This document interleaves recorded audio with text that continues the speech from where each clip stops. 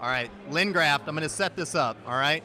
Okay, you're founder of Storytelling for Entrepreneurs, based on the last 14 years of filming and sharing stories of over 500 entrepreneurs and over 700 videos, TV shows, and web series. You mentioned something in this panel about 360 video. How is 360 video changing your company right now?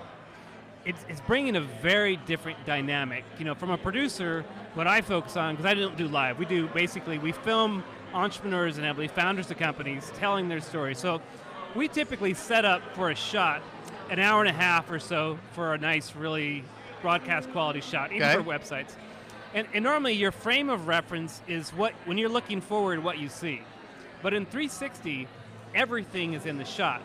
So the dynamic that has changed for me, the traditional video producer, is there's a lot of mess behind us.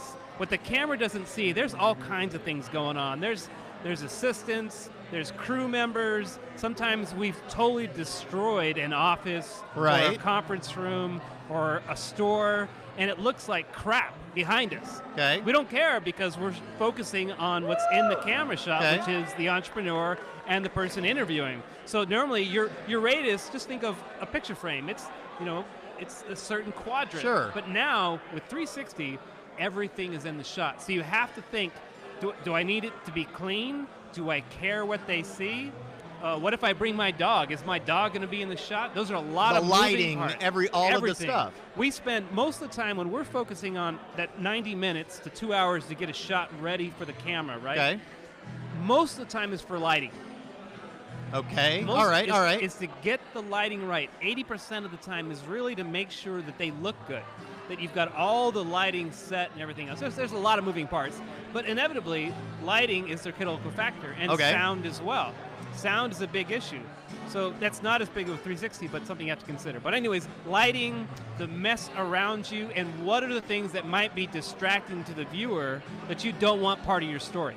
Is the mess. Yeah, okay, but you brought up you need to be very creative with graffiti, with logos, 360. Give me an example. Give me a recent example as to somebody that's gotten real creative and gotten their brand in front of a 360 video. Well, I haven't seen it in 360 yet, other than in passing. I've seen some videos. I don't know if they purposely meant to do it, but let me give you an example. Let's say, for instance, you're in downtown Austin on 6th Street, and a lot of times what companies do is they'll hire street teams, and they'll give away free products, swag, stickers, popsicles, sunglasses, you name it. Now, when you see people filming, and they're in 360, everything's game. Everything's in the shot. So you could literally focus on branding yourself. Okay. A brand on your back of your T-shirt, on the front of your shirt. You could have it on your hat. Right. You could have it on your arm. You could have it on a sign. Think about if you watch Game Day on ESPN for college football in the fall. People spend weeks preparing that one sign to be in front of the camera whenever they show the crowd. Now, you can spend that same type of creative energy and come up with different ways to sign your body, your person, your friends, or signs you hand out, and just be around the camera at any time and just surround it. Because as a producer, I'm focused typically in what's in front of me. I'm not looking behind me. In 360, I do, but that's a creative way to think about it. All right. Everything now is a potential moving sign real estate to get in front of that camera. Is music and sports the leaders in it?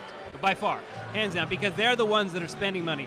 And the NBA, the NFL, the NHL, they're spending massive amounts of dollars to create a better experience for the viewer. At home, online, traditional TV is losing viewers. Not huge, but they are losing viewers. And a lot of people are going to web, they're live streaming games. So they're investing all the energy there. But now, the independent producers such as myself making the independent documentaries, movies are going out, Marvel games, the gaming companies, everybody's starting to throw money at 360. So you're going to see it be more prolific in 2018, 2019 is going to be all over the place. Okay, so Paul O'Brien mentioned something when he saw Gary Vee here, and I watched a YouTube recently on him, that he is bearish on VR being adopted at the consumer level for another 10 or 20 years. Do you agree with that? Like, what is it going to take for me to adopt it into my home in the next 5 years or 2 years? Like, well, there definitely has to be a different medium than wearing the big goggles. Yeah, There's no okay. question Yep. that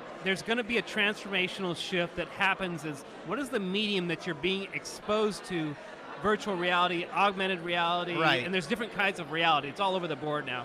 okay. So the medium needs to change because most people won't wear those No. big goggles. Now, Robert Scoble is one of the leading advocates of what's happening in the space. He's predicting that Apple's going to come out with some version of an augmented reality, virtual reality viewing mechanism, whether that's the phone or glasses Yeah. or an extension of their phone. If they do that this year in 2017, it will be a game changer that will make it happen in the next 5 years. Okay. If they don't, it will be a much slower adoption. It's down to Apple. I think Apple is going to be the thing that pushes it over the edge very rapidly, Okay. better than anybody else. I don't think it's 20 years away. I think we're looking at 5 to 10 years away before it becomes mass consumer adopted. All right. If the viewing mechanism changes, and if you haven't experienced virtual reality or augmented reality in person yet, once you do, you understand what it means, why it is so powerful, and why it's changing. I'll give you an example. Do we have time for this? For Quick sure. Example? Yeah. I was at South by Southwest. I filmed an event for AA events and HTC Vive and also Salesforce. Okay. They had taken all this legacy data that the city of San Francisco has from years and years and years of data collection about everything that's going on in the city, everything that you can think of. Video. Data. Data. Okay. They've populated all these repositories of information, all kinds of different things, and you'd All be right. amazed, all right? So what they did is they partnered with Salesforce, HTC Vive, and some data analytics companies, Okay. and they rolled that data up into 3-dimensional, 4-dimensional viewing mechanisms that you could see through the HTC Vive product. Okay. So I was there to film the mayors using this particular exposure, and it was amazing. I got to try it out myself. And that was my first real life application utilization of a VR so the mayors are going, oh my God, I can see where the potholes are. I can see where we have the most number of emergency calls in a 3-dimensional view so that in theory, they could walk in the morning, Wow. put on the VR headset, and see where all the problem areas are in the city of San Francisco, the city of Austin, city of Louisville. And think about this. On the screen that you're looking at, as you're looking at through these big VR, AR goggles, Right. you have the opportunity to change the screen of what you're looking at within the goggles. You've got these controller devices in your hands Okay. that you use a laser pointer. I could say, okay, I want to focus on this school that has all these problem 911 calls. Okay. I could point that laser at it because it's showing on this 3-dimensional screen, Okay. and I can see what's happening in real time, or at least, and that was rolled up from data. You're not looking at real-time video, but you Right, could. right. You could stream video in there, but I'm looking at what is all the archive data from historical and what's happening real night at that school. I could see what's the number one complaint in cities in America? Potholes. Number one complaint. Every mayor said Potholes. that. Potholes. Because it's easy to report. And all the mayors said, that's a problem we can actually fix. Right. And it annoys people. That's why people complain about it. So if you can take AR and VR and leverage legacy data with real-time data in a way that practical applications are going to think, you're Okay. going to see it even faster consumer adoption, because then it's going to turn into, okay, what bar is happening right now? Where are all the ladies, or where are all the guys going? If you can track that information, you Okay. can see where's the hottest bar, where's the hottest concert going on, where's the restaurant getting the real-time rating. Just imagine, instead of checking an app on your phone, you put on a set of headsets, and you get this 3-dimensional view of the city of Austin. All right. And you have your screen in front of you, and you swipe that screen and go, okay, I want Thai food that has the best ratings for some type of soup that you love. All right. Yeah? And you can say, okay, click that, boom, and it shows you on a 3-dimensional Okay. map, and you do that before you go out. See, that's a different way to think about Yeah, it how it is. can be adopted faster than just the traditional methods. Okay, I'm going to switch gears to your profession. Yep. You've interviewed over 500 founders. You've filmed over 700 videos. You are brought in to help brand a company correct? You help sell their products, sell their brand, sell their story. How frequently, and I'm going into an Uber, how frequently are you brought in for damage control?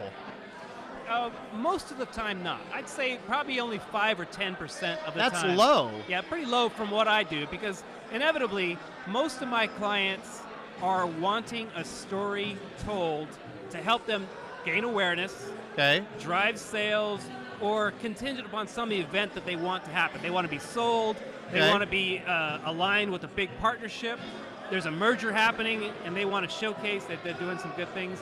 So most of the time it's companies that are wanting growth, Okay. or to launch, or some type of specific All right. exposure for a business reason.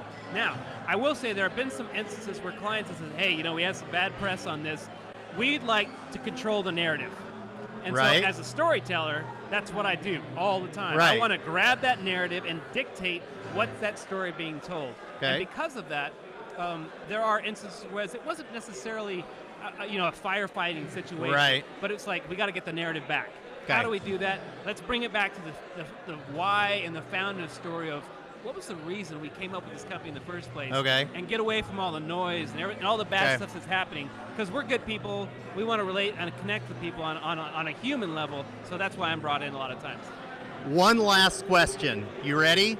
January 5th, 2009, 9:44 a.m., you sent out your first tweet. Do you remember what it was? January 5th, 2009. I think it was on Battlestar Galactica. Oh my gosh, you're going to be mad at yourself. Or about my dog? Mentally preparing for the Horns game tonight. Hook 'em. Oh my God. Yeah, sorry about that. I should have recognized that. The date. I was not thinking about the date. I was thinking of my first year tweet. I was at the Rose Bowl. They went on to win 24-21, and then you went on to tweet 20,900 more times. So really, we all won. We all hook 'em like that. I appreciate that. Lyn, that's all I've got. Thank you. Thank you. Appreciate it, Todd. Hook 'em out there. Stories for life.